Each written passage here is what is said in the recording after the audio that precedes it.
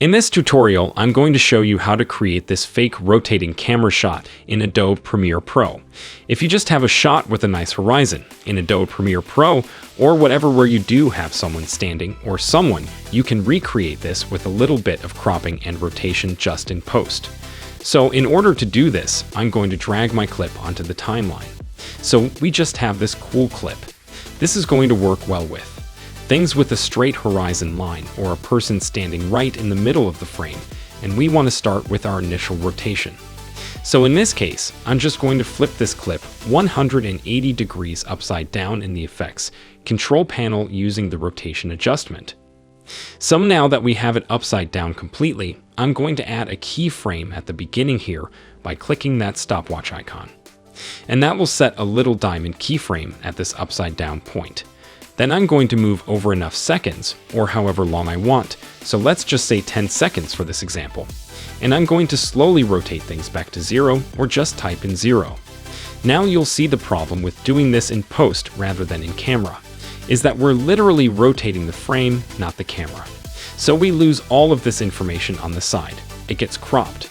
So what we're going to do to fix that is we're just going to increase the scale up enough so that it doesn't crop anymore. So this is going to be different whether you have 1080p footage or 4K.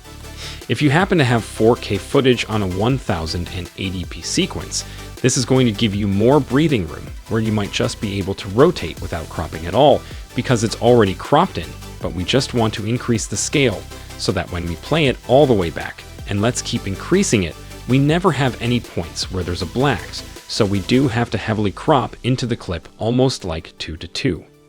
5x scale in order for this to work, so it is not going to work if your clip is already really cropped in, and it's just gonna look awkward. But for cases where you do have a good enough room and clear background, it could still make sense for brief shots such as this.